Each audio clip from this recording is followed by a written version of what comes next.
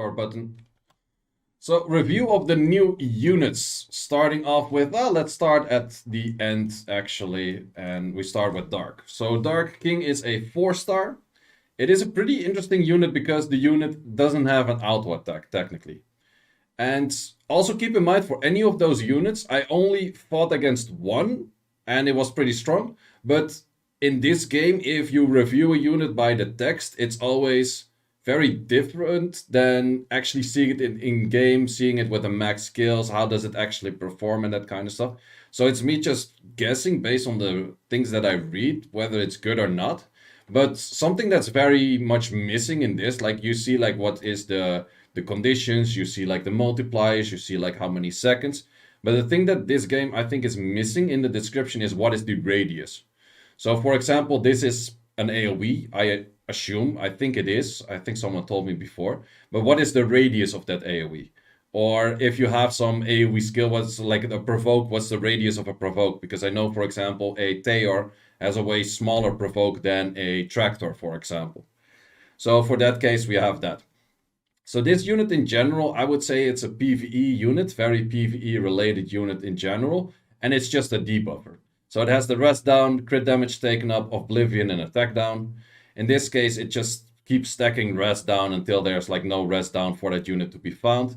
And rest down actually goes down to 80%, which is not bad. So unit wouldn't end up with any rest. But it's mainly against creatures, and then creatures it also get the crit damage taken up, which actually is a lot more than I thought, because it starts at 60, but I guess this unit can max stack that and be 150 crit damage up. That is a lot of extra damage that a target would take, so I would say that King is pretty good for probably guild raids, maybe even Naraka, Marsh that's coming later. You could use this in White Castle and Foggy as well, but I'm not sure if it's that good.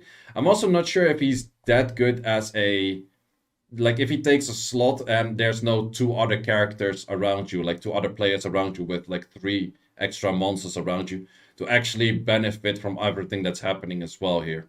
So this one also applies Oblivion, and then when the unit is Oblivion, it goes for the attack down, which means that this unit actually isn't really used against bosses. Well, we have the Kabuto boss or whatever it's called, where you actually have to apply Oblivion too. And I guess this one is for the guild raid, like the current guild raid we have, I guess you need to have at least 1 or 2 of this one, because it's just pretty good to put Oblivion and attack down and that kind of stuff. Final skill is also, once again, crit damage taken up. So this thing has a lot of resistance down and a lot of crit damage taken up. But it doesn't do any damage, it doesn't heal, it doesn't give you any buffs. So it's pretty much the only thing he does is rest down and crit damage taken up and Oblivion, but only against monsters. Interesting unit, but I'm not sure if he's that good as... I think this would only be good if you have multiple people around you. This is not that great, I think, with just you soloing a boss or anything like that. And we also got a primer from Angria. Appreciate it. So the next one is the one and only Moomin Rider, which apparently doesn't change in form or skin the moment he gets awakened, but that is fine. In this case, we're looking at a tank light, so pretty much the counterpart to this unit is, I would say, Darien. Darien is also a, let's say, a light tank. First skill is he throws the bike at your face. Fucking amazing. Like, I love this skill already. Like, I've seen this skill being used, and he's just legitimately throwing a bike at someone. That's an amazing skill. That's a good knockdown. I'm not sure if this is AoE, but I think this might actually be very good instead of Tractor in Naraka during the waves. Because this is pretty much very solid for knocking down the units. It is a 62 rate, which I don't really like. But you also have Provoke, and Provoke plus Invis. Provoke and Invis together is actually pretty solid. I kind of like that. Once again, the big question is, how big is the AoE for this skill? From what I've heard, he has a big AoE Provoke, so that's very nice. It's also only a 3 cost to where I think Darien is, if I'm not mistaken, a 4 cost on his Provoke. Yep. The Provoke is the same amount of duration. It doesn't have the def up, but I think technically Invis for 4 seconds beats def up. Because provoke in general, people often, especially in brawl and kind of stuff, they don't really notice they're provoked and they still shoot a skill at the wrong target. And when the provoke is kind of running out, you don't really, like, they stop doing that anyways. So I think this is a pretty solid unit. Also, it revives when it dies with 100% HP. I am not entirely sure, but I do think so. That all of the units that if they revive, they get their skills back up. At least that's how it used to be with revive before the nerf. I'm not sure if that part was also nerfed, that they get the cooldowns like as they died. But if he revives with 100 HP and he instantly starts throwing a bike at someone's face and then provoking them, that is not a bad tank for PvP stuff. So Arena, Brawl, both of them. Only issue he has the base stats of a net 4, which, like, if this was a net 5 with this skill set, I would say very strong tank. In this case, with this base stats of a net 4, he might be somewhat worse, but I still think it's it might be one of the best, if not the best, 4-star tanks we have. So then going on to the wind units, so these are for the banners. You get either Moomin Rider or King. You can choose them by the event, but you also get them from the guild content, so you still are able to get those pretty easily, I would say. But then going for the wind 2, which are the ones that you get from either the banner, well, pretty much just the banner. So this one is a mage, has skill cooldown up, defense down, knockdown, and silence. So let's look at it. First skill, just first skill, okay. Then we have the Q skill, which is a 3 cost. It hits 4 times, and then it can restart the cooltime, or the cooldown, and also a death down. So if you target this on a enemy summoner, so this is 100% brawl or arena focus, this is not what you want to use in PvE, you can reset the full cooltime, and it's only a 3 cost. And it's multi-hitting that. So you have multi-hit Death Break with 90%. You can actually stack quite some Death Break on this. So I think this unit is pretty dangerous to snipe out the enemy summoner, or at least like make it to a way where they can't really use their skills or anything. So this might actually be, what we see a lot is Orbia Darks on defense. This might be actually that counter to Orbia Dark. If there's Orbia Dark with 3 supports around it, if you start throwing this at Orbia Dark, then the whole team pretty much has no damage anymore, right? Might be pretty strong. I'm not entirely sure, but I feel like that's pretty strong. Then we have the E skill, which is a 4 cost, and that's just a knockdown. I think this is an AoE skill, so it could be an AoE knockdown, which is not bad, but I think the Q skill is what makes her good. Then she also has a passive, which is immune to silence. It's okay, that's not just something you see too much, but I guess that's fine. If caster is below a certain HP, I am not entirely sure what that means. Like, who's the caster? Is the caster the enemy that hits you? Is that you as this character? Or is that you as summoner? I'm not sure. I guess the caster's HP means like her own HP. So if she goes below herself as HP, she explodes for damage, silence, and knockdown. That is strong. Like, I feel like she's very legit. Then we have her ult, and her ult is pretty much an upgrade of her Q, so don't really think this is a good ult in general, but it's a 7-hit, so 7-hit can really toggle down someone with defense breaks, but I feel like mainly her Q and her passive are pretty solid. Keep in mind it's a 75 cooldown, goes down to 45. That's about like once or twice per match. Now, actually, in longer matches, it's more. Okay, Terrible Tornado seems not that terrible. I kind of like this unit. This unit seems pretty nice, and it might actually be one of the units that kind of... We have a very strong water-heavy meta. This might be one of those that would say, like, okay, this might counter the water-heavy meta. Then we also have the Blizzard Girl. Let's see, she actually puts on her jacket for the Blizzard. Okay, good enough. We have another Mage, so 2 Wind Mages. Basic attack, does nothing. She has silence, stun, spell shield, and remove immunity.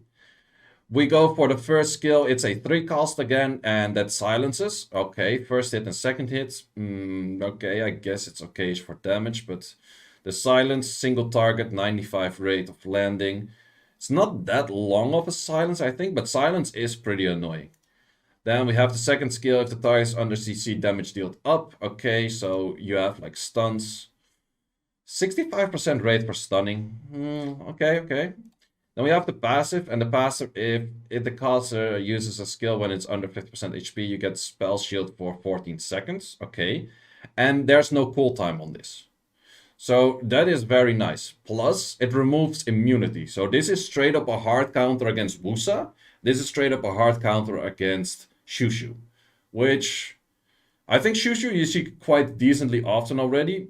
Wusas you don't see too often yet, but I think you see a good amount of Wusas already in mainly those cleave teams where there's just like a lot of nonsense like Annabelle, Wusa, Ariel, Juno. You never can kill anything. She might be a decent counter to that, but so far, yeah, I think like someone's mentioning Despair runes because it's like multi-hitting on this one. I guess could work, but to be honest, the other one also has like has more of multi-hits. But yeah, I guess I could see this work with like multi-hits and that kind of stuff. And she has like the nullifying of um every time. Well, that's only when it's wait. When you use gas when it's 50% or below. So you don't always get the spell sheet. That's kind of too bad.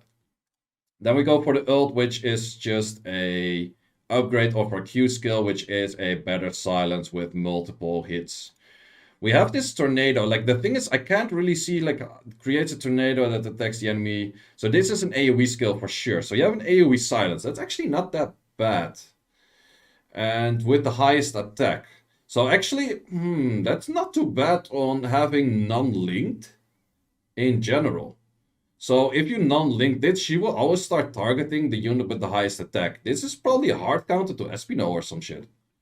That seems actually pretty nice against an Espino. Like, I'm not sure how much Espino needs his skills to do full-on damage. But I do know Espino needs to strip to get his attack buff, or like his damage up, whatever he does. This might be a decent counter to that, actually. Okay, interesting, interesting. Not a bad unit for both of the wind ones so far. Going on with the water one. I fought this one once before and it was very annoying. It has the fear and that fear was very strong. It was like super annoying. It's very long. We have Garud that is a water unit as a warrior. We don't have too many warriors in the game yet that are very good, I guess, but still decent. So we have basic attack, pretty much nothing. Then we have this skill, and a lot of it is based on awakened state. So the first thing, like it's also damage based on HP, and the damage increases on lost HP. So I would say that this unit is very interesting to put on vampire runes, I would say. So of course you can just put healers next to it and that kind of shit, but him on vampire runes, he starts hitting more when he's lower HP. I think that's a good candidate for vampire. But what is the awakened state? And I think awakened state is pretty much just putting your ult. Your ult makes it that you are awakened state, if I didn't understand it wrong. You also get a bunch of other stuff together with it. But awakened state is just the ult. So you won't always get that. That is something that would be nice for more long drawn out fights and that kind of stuff. So what does it mean if you have this unit in awakened state? So this one is definitely one that you have to get linked. Or I think you can leave it off link. The moment you ult, you have to link it, and then you start using the skills when linked. Because he has like a fixed reduction of HP, okay, damage by attack and HP, so it's not a pure HP damage dealer, you still need some attack as well. In this case, you also have then damage for lost HP, I guess it's just for like himself. That becomes more when he's in awakened state, plus this comes a 2 cooldown when you are soul linked if you are in awakened state. So after you ulted, this thing becomes a 1 turn. Actually, all the way at the end, I'll go over all of the units and I'll recommend some rune bolts and that kind of stuff because I kind of missed it and I don't want to fit that in right now, but we do that all the way at the end. So, okay, pretty interesting skill, but then this skill. This is the very interesting one. Forecast. And what it does is it starts with the fear. And this fear is insanely long. I thought this before, it's 4.5 second fear. That's actually a lot. It also drains damage. Oh, I didn't notice that yet, but it already has a built-in vampire, so it doesn't even need vampire. And it also, if you are in awakened state, it starts stripping. It starts defense breaking. Well, we all know from Sky Arena, if you strip and defense break, it's very strong. But you strip, defense break, and fear. That's a heavy fucking combination. You don't want to do long fights against this guy. I guess this guy is your long fight killer. Plus, this skill becomes a 3 cooldown after you ult it. So this unit, I guess, would be a very good combination with everything that gets your ult up fast. So Juno spamming E's, getting mana back, ulting that way. Tiana, that kind of shit, getting your ult that way. That's all seems pretty freaking strong. But we're not even done yet. We have a freaking passive. Human monster. Okay. We have a whole wall of text and that kind of stuff. Great Sphere resets upon receiving Oblivion. Okay. All kind of good. To be honest, like all of this wall of text is something you kind of have to see in game to see like, okay, how does it work? Easiest thing most of the time is just checking like, okay, what can we read in here? And that means damage taken down, greatest fear at start of the battles. Greatest fear is, wait, what is greatest fear? Okay, that's the level thing that he's stacking. So if he's stacking that to the max, he removes all harmful effects. He uses Evil Deed, and Evil Deed's probably the one below that, okay. And when awakened, he increases damage by 50%, and when awakened, he is CC immune, so he can't even stun this fucker. Holy shit. And when awakened, every 3 seconds, he has like, okay, he goes 1 level down. Okay, fair enough, fair enough. So, Evil Deed, oh, that's where you get Awakening. Now I get it. I thought it was his ult that gets him awakened, but Evil Deed gets him awakened. Okay, that makes a lot more sense. Reading is sometimes a good thing to do. So he pretty much starts off with 1 level of Greatest Fear, but how do you get, at the start of the battle, you have 1 level of Greatest Fear. How do you continue getting Greatest Fear? Greatest Fear increases every time he takes damage equal to the ratio of that is, okay. So he has to take some damage to get Greatest Fear, and then he starts being like super fucking annoying. Okay, solid unit. So you don't even have to. Well, you don't link it at the start. You just link it later on, and that just makes him very solid. Wow, that's actually a pretty freaking strong unit then. And then also when he's full of like the greatest fear, he goes for the evil deed. He awakens. He's invisible and immune. Yeah, I fought this guy once. He was very hard to kill. At some point, I thought he was low HP. He started draining stuff again. He started fearing me. I couldn't kill this ass. I think that this thing is very fucking strong. Like, I'm not entirely sure how you want to kill this thing properly because I still, you need some F now, like sniping this shit or something. I don't know. Because bruisering this thing was not a pleasant experience. So I think this is maybe one of the strongest from this whole collab so far. Very solid unit. Very, very strong, solid unit. Okay, going on to Silver Fang. Silver Fang is an assassin, but it is an assassin that is somewhat special because it's an assassin that has some HP scaling stuff, and it also has weak point damage. And weak point damage makes him a damage dealer based on precision. So for the people that don't know, precision is pretty much the accuracy, where to evasion is resistance, but then for basic attacks. So the higher the gap is between the precision and the evasion, so in other words, the higher the gap is between accuracy and resistance, the more damage he will do. That also means it is a non-critical attack. That means he doesn't need crit rate, he doesn't need crit damage, he's just all about, well, probably attack speed, because his base skill has something used, so therefore attack speed is useful, having him on attack, having on him high precision, having then the HP and the defense as well, because he's still an assassin, but you don't want assassins to be full glass cannon, you want them to do a little bit more than glass cannon, otherwise they just run in, they die, and it's like you trade maybe 1 for 1. You want him to be able to do more than that. So let's see what we have for the basic attack. Attacks the enemy, master himself, okay, uses the stream smashing, okay, so that's the skill below. After a certain level of Fang Fist, okay. So we attack with weak point right above, we get master, that's unremovable. At master 6, we start using the smash fist, Fang, whatever. Okay, so then we have remove master, so it resets that thing until it gets that back, okay, that makes sense. We drain attack, or we drain HP, that makes it pretty nice as well, or you drain the damage that you do. So once again, could be an interesting unit on Vampire, but it already has a built-in Vamp, so you might as well just build it on more damage. Well, actually, this is where you want to use your runes that just give a lot of precision. And then, if it's the last hit, the weak point, okay, you do more, and then also more on that. Okay, fair enough. What do we have on the Q skill? Q skill is a 4 cost, and it removes all harmful effects. and it gives a shield based on your max HP, and it gives attack speed. That is pretty nice for a unit that is based on like auto attacking. Very solid. That because most of the time you see that a assassin runs in, assassin gets target, assassin kind of gets killed. With this, he can actually save himself pretty well, which most of the assassins don't really have like a saving mechanic, and this one does, which is pretty nice. Like, I'm not sure what the base stats on these units are. Like, this is also something that we're missing in this. Like, where are the base stats of the freaking unit? Like, I don't know. Okay, then we have the third skill, well, technically second skill, E skill, let's call it that way. We have knockdown, and knockdown for 3 seconds. That is not bad, and we also have attack down. So this one doesn't have the armor break, whereas Garud does have it. But this one does have some attack down and that kind of stuff. I'm not sure if this one is enough damage to start killing things. Like, I'm not sure how strong weak point is. And because most assassins, they have like a snipe assassin skill. This is more of a bruiser assassin unit. So it's not to where you have some units like your Naomi. If your Naomi runs in, you kind of want your Naomi to kill enemy, I don't know what, Argon within one shot. Or enemy, I don't know, Theo Marshall cannot really one-shot because of his passive, but you get what I mean. You want to one-shot something. This thing is not going to one-shot. This thing is going to bruise her down as an assassin, which is somewhat interesting. And therefore, I would say his ult is also somewhat... Like, most of the assassins, you kind of want to kill fast. This one does disrupt because of this as a knockdown. That is pretty nice for an assassin too, but okay.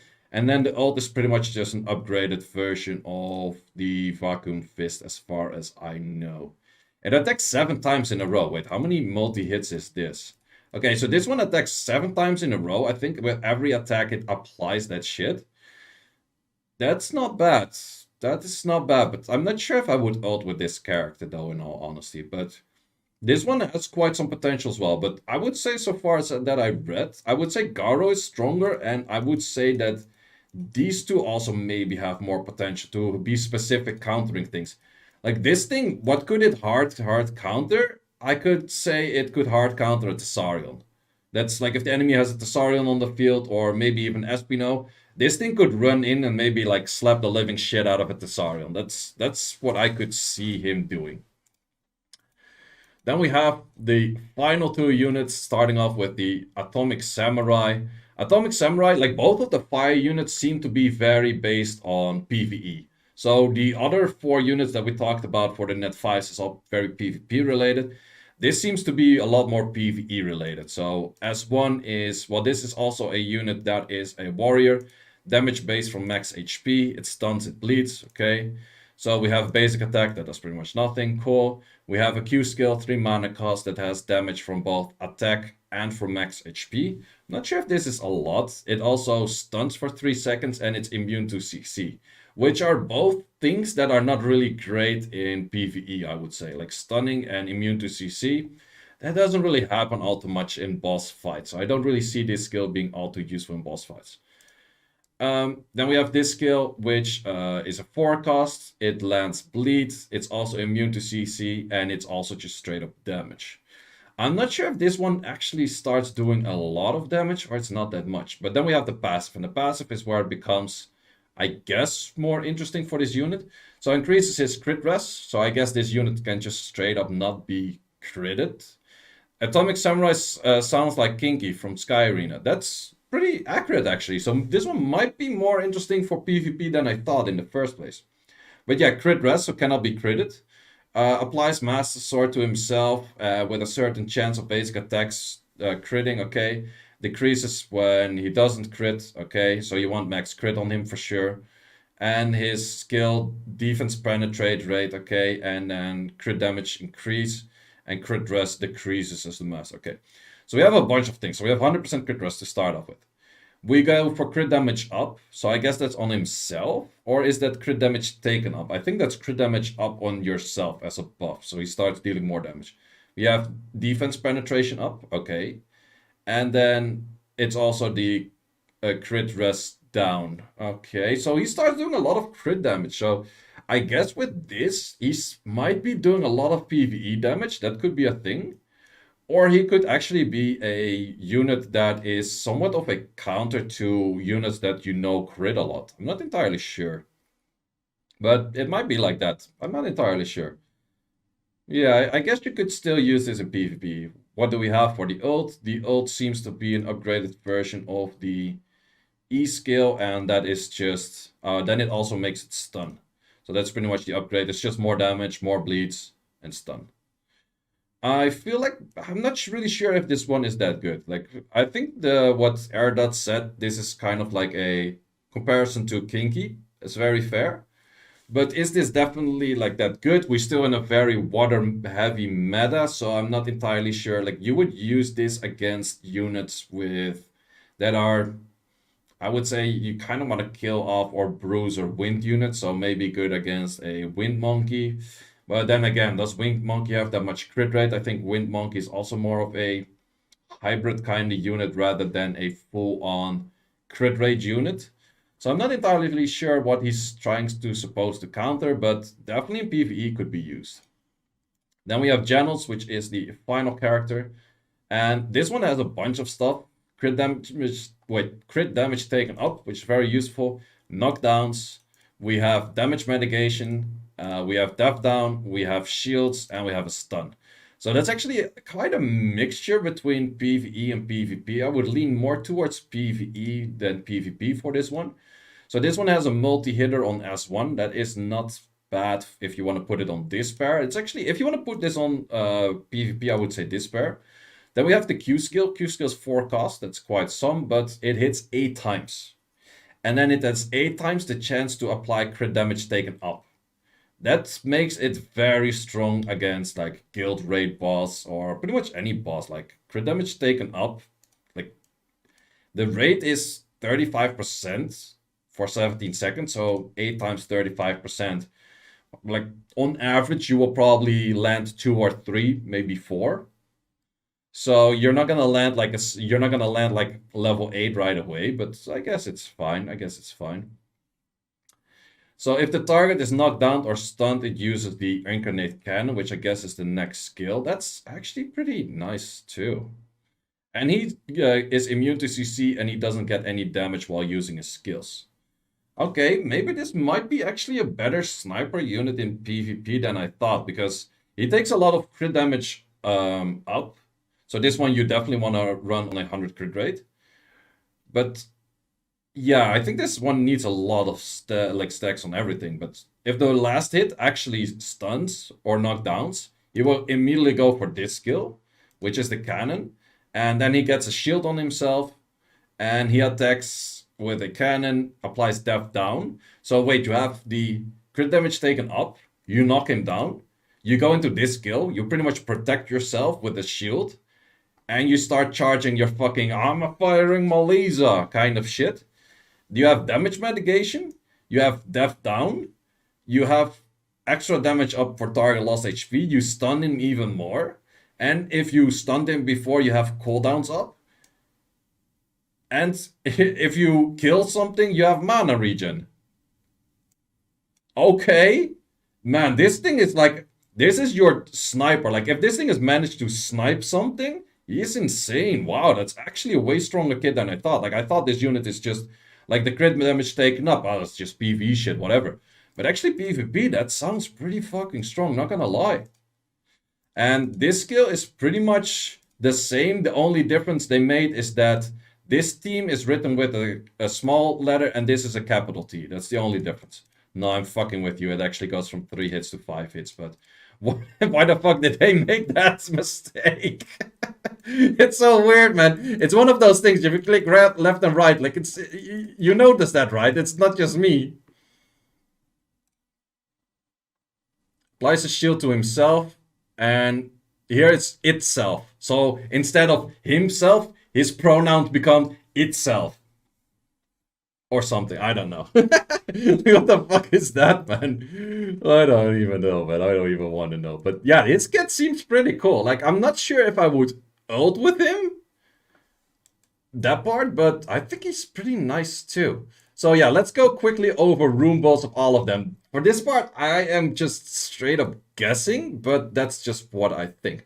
So in this case, for this unit, I would max out his accuracy for sure. Whatever rune sets I would put on him doesn't really matter. Anything that just gives him some HP, some, like if you go resistance, evasion, HP, defense, anything of the runes that gives that, plus max accuracy. That's the only thing you have to go for this one. If we go for Moomin Rider, you want to definitely go for some accuracy because you want to land those skills.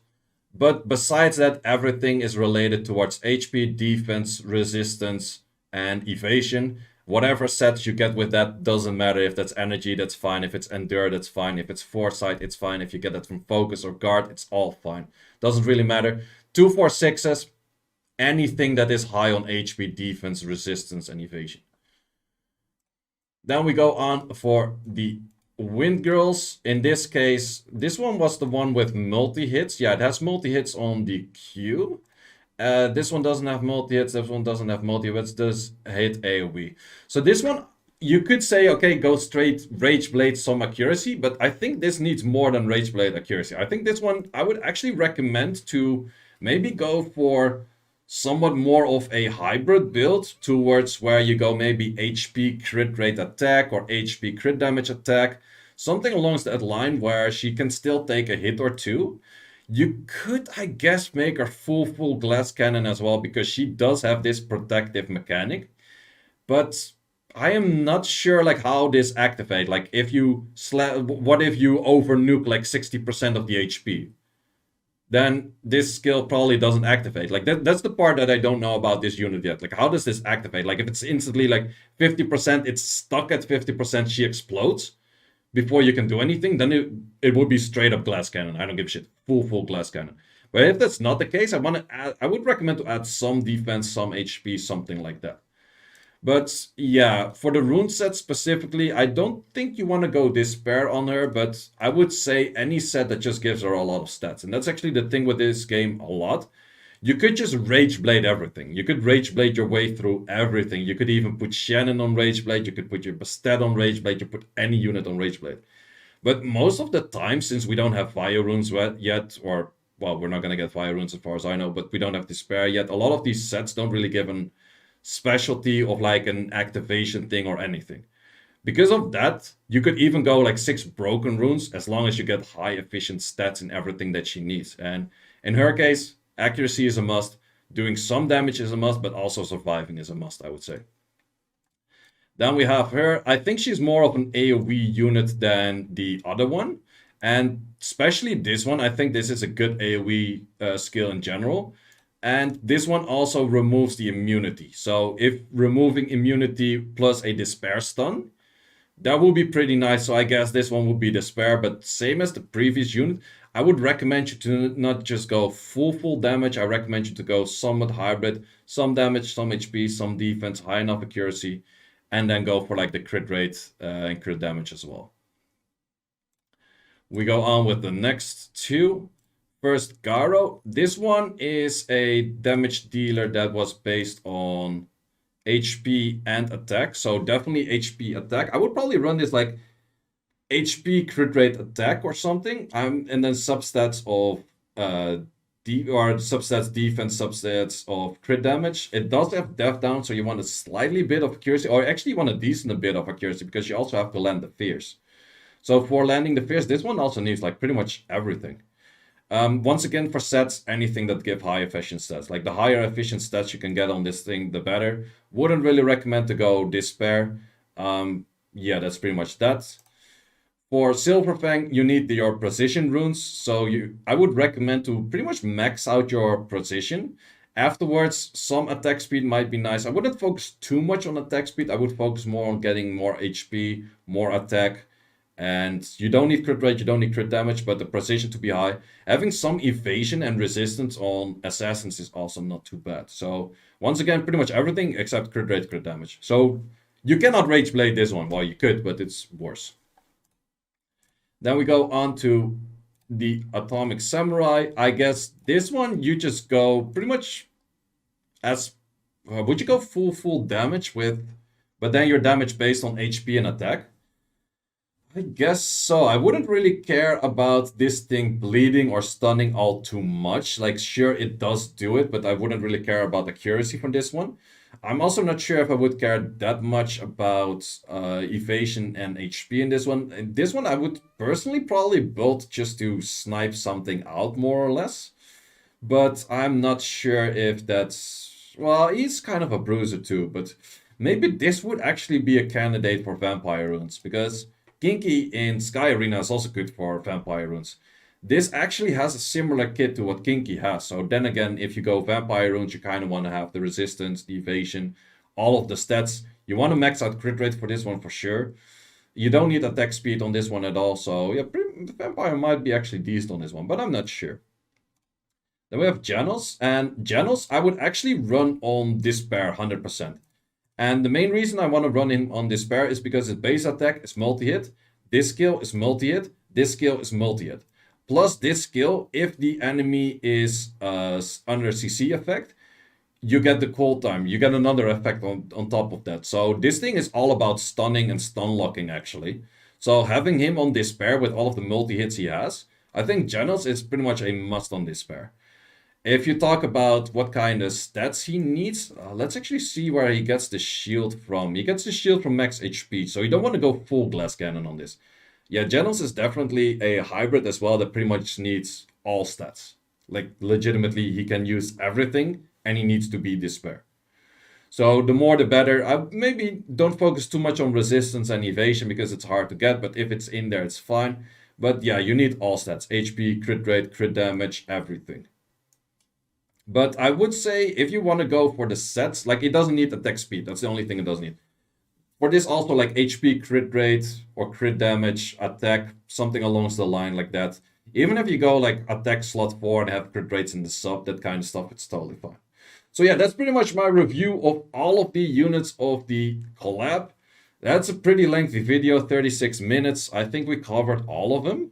And hope you enjoyed the video. If you haven't yet, like this video and subscribe to the channel. I'll see you in the next one.